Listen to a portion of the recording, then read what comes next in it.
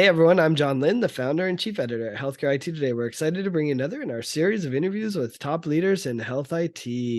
And our guest today is Antoine Robiliard. He's VP of Withings Health Solutions. Welcome, Antoine. Hey, John. Thank you for having me. Yeah, excited for this discussion. I've seen Withings for probably a decade when I first saw you at CES or something. But the company's gone through quite an evolution, and you have some new scales that we want to talk about. But before we dive into those, tell us a little bit about yourself and Withings Health Solutions. Yeah, sure. So as you said, my name is Antoine. I lead the health solution division at Withings. I've been at Withings for quite some time. It's been 10 years in various roles, all the way until 2019, when we created this health solution division dedicated to the healthcare industry. So what is it? What do we do? It's actually quite easy. Withings, you've followed us for some time, so you know what we do. Historically, we're a consumer company. We develop powerful health devices that find their way in the daily routine of users that people like to use, enjoy to use over the long time. And since a few years, we're bringing this expertise to the healthcare industry to help our partners retrieve data from the daily life of their patients, thanks to this expertise in user experience, thanks to services and solutions that we've built on top of it. So we're really this enabler of the digital health industry. That's awesome. Well, to be frank, it's really actually hard for me to keep up with all of the Withings innovations that are happening, the pace of releases that you've had. So help us understand kind of the various scales that you offer and kind of the differences between each of the different types of scales that you offer. Yeah, I think scale is a part of our business. Sure. We invented the smart scale 15 years ago, and I saw you actually had an article on this 15 years ago.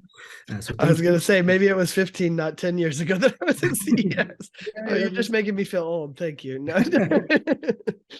It's good though. It's been a long time. It's been a long time. So we invented that first smart scale back then with this idea of empowering people with their data. So back then you would step on it, it will give you your weight, show that in an application. And since this past 15 years, we've worked on how can we get more out of that simple gesture that everybody knows how to do. Everybody knows how to step on a scale. Now the question is, how can we get more measurement, more biomarker, more information out of that single gesture from the patient?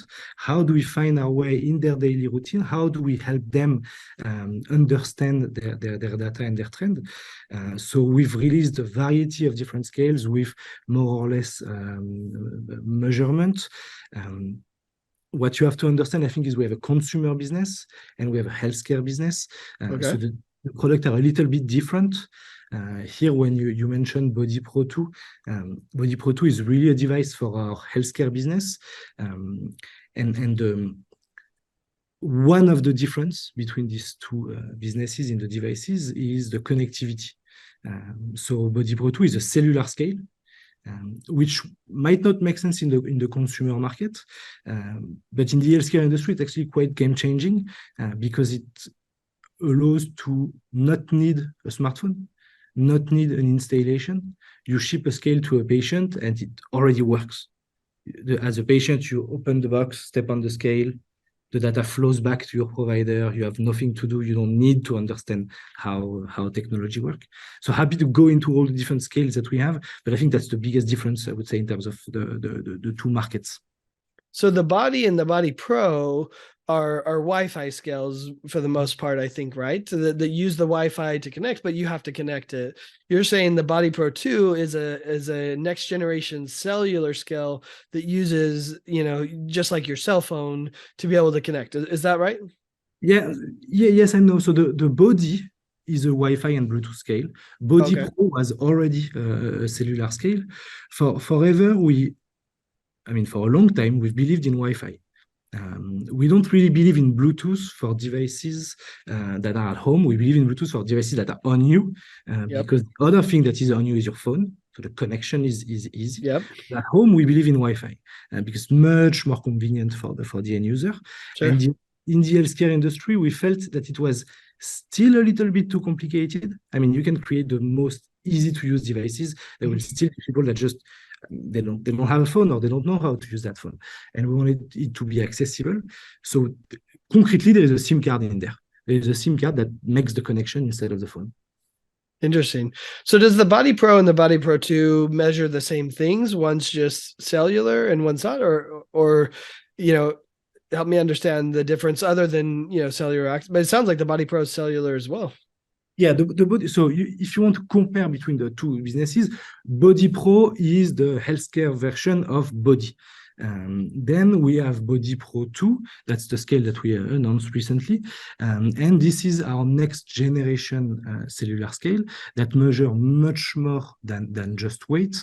The idea here is we've been in the market for 4 years with a cellular scale. Hundreds of thousands of patients have stepped on that scale. So we've learned a lot, and we wanted to go further. We wanted to go further in think of three pillars. One is the patient experience. Okay. How do we go further in designing experiences that entice the patient, that motivate them to come back to step on that scale, to generate more and more data? The second one is the partner experience. How do we make it even easier for our partners, which are care teams, for example, to integrate devices and data in their daily workflow to better take care of their patients? Our partner, what they know to do is to take care of patients. Yep. Hardware is hard. So we'll take care of that hard part. And the third element is new biomarkers. So in the same spirit of what I was saying earlier, that simple gesture that people know how to do, how do we gather more data from that? So we're adding body composition measurement here, but we're also adding a new module specific for patients with diabetes that I'd love to deep dive into. Yeah, so let's talk about that. The Body Pro 2 has the first health module that is prescription only, which I think is interesting. We've talked about prescribing digital health for a long time. This is kind of an interesting twist on that. But it's the first one that's prescription only, and it's designed to improve the care options for patients with diabetes. So talk to us more about this module, and why does it need a prescription to be able to do it? This is a regulatory requirement as a medical device. So to enable that measurement, we need a prescription from a provider that assess that specific patient is in need of this measurement to monitor his condition. The idea of this module is how do we help prevent the largest complication of diabetes, which is the diabetes peripheral neuropathy. We think a lot about the eye complication when we come to diabetes. Sure. We unfortunately tend to forget about the foot. But this is the largest challenge, I would say. And with this module, we want to help prevent this complication to allow for a better care of patients with diabetes. Interesting. I mean, I've known a lot of people with diabetes had to get limbs or stuff chopped off because I assume it's addressing that. Is what's it measuring? In the it can't just be weight, right? It has to be some more advanced biomarkers. Can you help us understand what's it measuring to be able to understand, I guess, the deterioration of the limbs or of your feet? So the measurement is called the electrochemical skin conductance, ESC. It comes from, we acquired a company a while back that is called Pseudoscan. It was in 21, that has been developing for years this hospital grade device that measure this specific score that we're talking about to help prevent the peripheral neuropathies. So what we did is that we integrated this technology into a scale. So now you just have to step on that scale to get that hospital grade measurement. We've proven the equivalence between the two measurements in a study that is published to show that it's pretty much the same to just step on the scale or go to that hospital visit. Wow. The idea is what? The idea is um, up to 70% of patients with diabetes will develop a peripheral neuropathy in their lifetime. So it's a huge number. Today, there is a care pathway for these people. So when you have diabetes, the American Diabetes Association will invite you to get an annual foot exam to assess to what extent your feet is at risk. The problem is that this process today doesn't work. Why doesn't it work? Because people don't go to get their annual foot exam. And we've seen studies saying that 16% of patients living with diabetes go and get their annual foot exam. 16%. Wow. It's so low. So because they don't go, they don't get treated for this, they don't detect this complication, they're not properly taken care of for their foot health. And we see things like diabetic foot ulcer in the rise, and we see that I think it's almost 25% of patients with diabetes will develop diabetic foot ulcer over time, which has a huge impact, of course, on their quality of life, but also on the overall cost to the system. So our answer to that is to say, wait, what if we could measure that measurement at home on the population of patients living with diabetes to help prevent for that neuropathy? Because we know that if you detect it early enough, then you can have an impact on it. So that's the whole idea behind this scale. Well, and since it's being given with a prescription, I assume the data goes back to the doctor for them to analyze it and address it properly, right? Yeah, so we give them back through our APIs or through our remote monitoring solution. We give them a score that is let's say a risk score of this complication, and guidelines on how to understand that score and what to do depending on the different thresholds. Interesting.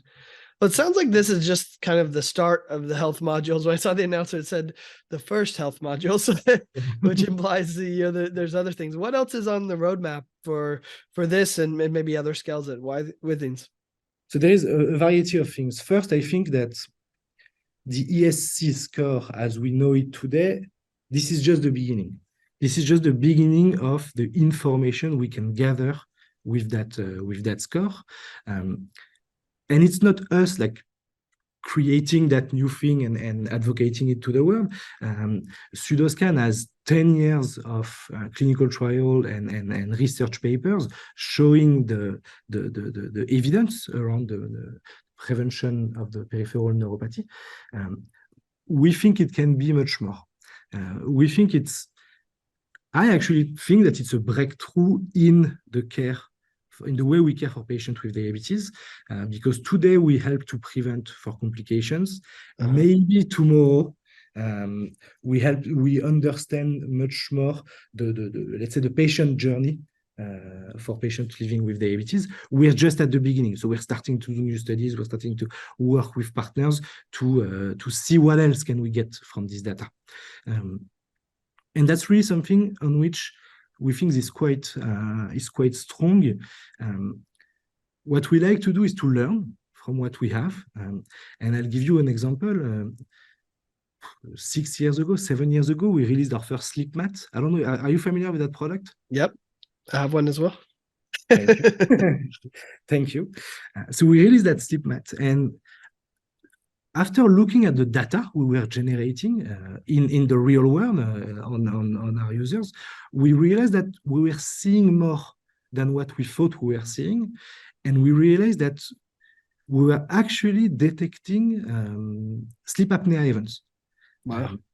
And so we researched that data, we analyzed the data, we created new algorithm.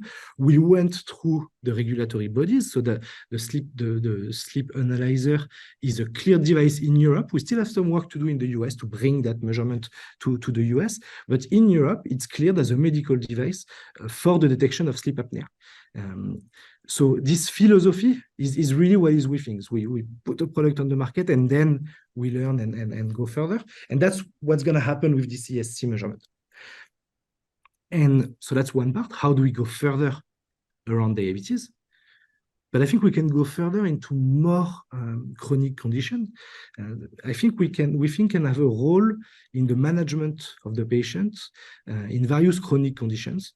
So you could think of course, we talked about diabetes. What can we do? What can be our impact on cardiovascular diseases? What can be our impact on sleep apnea that we just mentioned? Our long-term vision and idea is to provide care teams with scores to better understand what's going on with their patients. So this is, you'll hear a lot about us over the next few years, building these different scores. And I think that's the interesting evolution of what you're working on, because, when I look at it, and I wrote an article probably a decade ago, I said the problem with so many of the wearables out there is they're not medically relevant. It turns out steps, even weight to some extent, right? It has, minimal medical relevancy. I mean, sure, over time that, weight matters, right? And some different things, but many of the measures were so simple that, you're like, okay, let me give all my step data to the doctor. The doctor's like, what do I even do with this, right? Talk to us about and help us understand where we're at kind of on the science of this clinically validated biomarkers from the scales, from the other devices. You have a great watch that lasts 30 days, which is incredible for a smartwatch, things like that. Where are we at, in kind of clinically validating these biomarkers as opposed to where we were 15 years ago when I first saw Withings, and it was like, okay, here's your weight and here's some steps, or, even the sleep back then was pretty basic, right? How far have we come, and where's the science at on understanding the clinical relevance of these biomarkers? I think there are two answers to this question. One is, first, only the idea of being able to measure whatever biomarker at home and give this data back to the care teams in itself is already a success. If we think about hypertension, yes, you can think of this as an easy measurement. We've been monitoring hypertension forever, blood pressure forever. But forever, we've also been relying on one single measurement in the doctor office every year to treat a patient with to give drugs to a patient. Yeah, that's a good point. So I think that part first is already extremely important. And now to your point, yes, of course, how do we reassure, how do we provide confidence to these care teams, to these doctors, on the accuracy of the measurement? And that's what we've been working on quite a lot over the past few years. And if you follow us, you've seen that there has been a shift in the company. Pretty much all our new devices are medical devices, are regulated by the regulatory bodies. We spent a lot of efforts working on validation studies. And I think now the next step is to go further than the validation study and to prove the impact on the management of the patient. So that's what I was referring to with the ESC before. I think we still have a lot of work to do to show care teams what will happen. What will happen if we give this scale to a patient and they step on that scale? What will happen over time? How it will impact their risk of diabetic foot ulcer? How it will impact further complications? So it's not only about regulatory clearance anymore. I think now it's about clinical evidence and how do we prove the impact. And that's really our big focus these days. I hope I'm answering your question. No, that makes sense. Yeah, I mean, I think there's so much that could be talked about in this regard, and it sounds like Withings is investing deeply in kind of that clinical side of things and in making them more. I always said that about these devices. I was like, until the FDA gives the stamp of approval, doctors won't feel the same about it, and And I agree. and I you're think it's a seeing good that, thing. right? Yeah. And I think it's a good thing. The doctors need reassurance that the data they are using to care for their patient is valid, it is legit. Um, and I support this kind of this ambition and this need, and it aligns very much with what we do. Um, Yeah. the, so yeah, fully aligned with this. Yes, you talked about the watch. You talked pretty much all our devices now are medical devices. Yeah. Well, it's amazing to see the evolution. I step on one of your scales every day, and sometimes I'm happy and sometimes I'm disappointed. It's Well, amazing the emotional reaction I get every morning when I step on it. Like, how did I do yesterday? But it's a thank you part for of my saying life. this. It makes me actually think about two things when you say that. One is your living proof that people engage with our devices on a regular basis. I don't know since how long you've had that scale, but probably a while, and you're still stepping on it every day. That's proof that we found our way into your daily routine. So that's proof that it serves you in a way. And that's this helps us a lot in the healthcare industry because patients a patient that is sick, they don't want to be reminded of it every day. They don't want to have to do medical things every single day. So it's a challenge to find your way into their daily routine. And we're leveraging that consumer experience for that. And then you mentioned that you don't want to see the weight every day. And we have now a solution for that with the On the Body Pro 2, because we worked with obesity clinic and researchers around that specific challenge. Hmm. People might not want to see their weight every day, and it might discourage them from stepping on the scale. But the fact is, they have care teams that are waiting for this data, that need this data to take care of it. If you think of a patient with CHF, for example, you need their weight measurement very frequently to make sure that everything goes well. So if that patient doesn't step on the scale because he doesn't want to face the number on the scale, it's a problem for his care. So we have an option on the scale to just disable that screen. It seems surprising, a scale that doesn't show your weight, but it's a scale that will motivate you, that will tell you congrats for coming back, and give you some little motivational messages while capturing your weight and giving that measurement to your care teams so that they can do their job without you having to face that number. Well, I do like that it has little moments of joy. As I recall, it was like a happy birthday. Yeah. You've integrated some nice Easter eggs. Here's a personal story I think you'll enjoy too. I had a GI issue, and I basically couldn't eat for 5 days. And I'd step on the scale each day, seeing how I was doing, and I saw that I'd lost 15 pounds. And I knew that it was something serious, and I needed to go to the hospital. If I hadn't done that, I wouldn't have realized how much weight I'd lost. I felt it, right? I felt like a zombie, but It's in front the of number yes. gave me a visual understanding. It's like, hey, my goal weight was this, and I'm 10 below my goal weight. Like something's wrong, and I need help. So anyway, it was helpful for me in many ways. Well, I'm glad we've been able to play a little role in that in your journey, and it's something that the teams that we think really love is that we get these stories all the time. Yeah. And it's very impactful, for all these people working on building these devices and these solutions to realize that we can play a little role. It's an extremely small part what we did here in this specific example, Right. but we had a little role to help somebody better care for themselves. So those are great stories, and thank you for sharing. Yeah. Anton, I appreciate you taking time to talk with us and share about the new Body Pro 2. We'll definitely be watching Withings to see what else comes out. And thanks everyone for watching and listening. If you want to find more great healthcare IT content like this, be sure to check it out at healthcareittoday.com or search for Healthcare IT Today on your favorite podcasting applications. Thanks, Antoine. Thank you very much, Jen.